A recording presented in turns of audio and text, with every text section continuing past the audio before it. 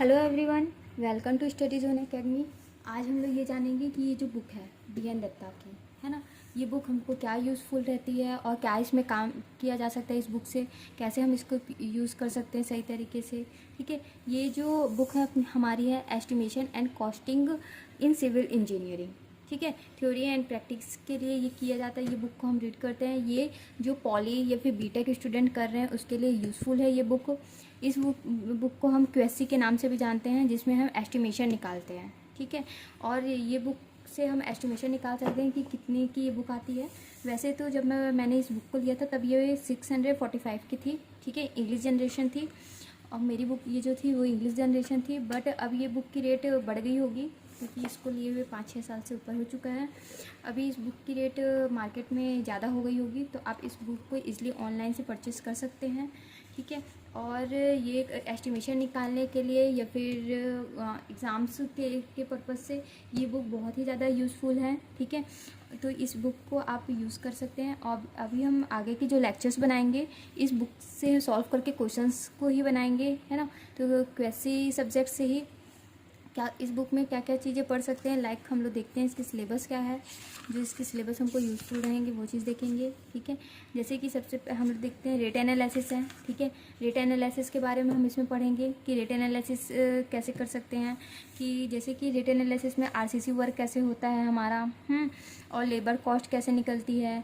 ठीक है, और कॉन्ट्रैक्ट कॉस्ट कैसे निकलती है, सीमेंट की क्वांटिटी कैसे निकलती है, स्टील क्वांटिटी हो गया, एग्रीगेट, सबकी क्वांटिटी हम इसमें चेक कर सकते हैं रेट एनालिसिस से।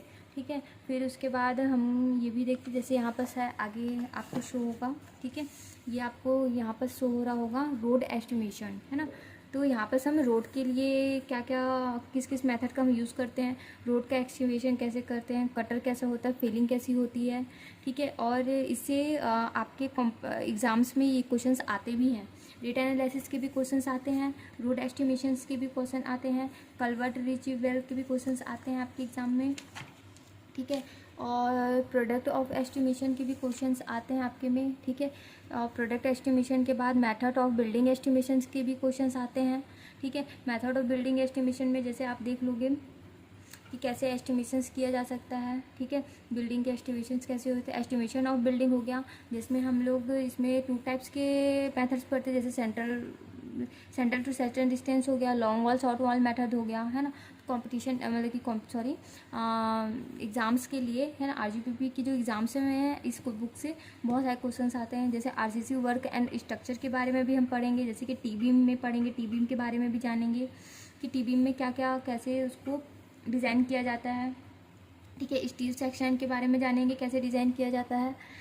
और हम लोग फिर यहाँ पर देखेंगे एस्टिमेशन टाइप ऑफ रूफ़ हो गया, तीन मतलब कि जो रूफ़ की डिज़ाइन होती है वो कैसे की जाती है, मतलब कि रूफ़ की डिज़ाइन की जो कैलकुलेशन होते हैं वो कैसे किए जाते हैं। रूफ़ ट्रस हो गया, किंग पोस्ट टिम्बर ट्रस हो गया, है ना, ओवर स्टील ट्रस हो गया। मतलब कि इससे हम पूरे एस्टिमेशन, मतलब कि सिविल इंजीनियरिंग के जितने भी एस्टिमेशन पार्ट है, रोड से लेके ब्रिक से लेके labour cost, steel cost, oil के बारे में हम इसमें जान सकते हैं। ठीक है, तो ये बुक को आप पढ़ सकते हो और हमारे आने वाले लेक्चर्स में इसके अच्छी तरीके से हम आपके नोट्स पूरे प्रिपेयर करवाएंगे कि आप कम पढ़ के अच्छे मार्क्स कैसे गेन कर सकते हो।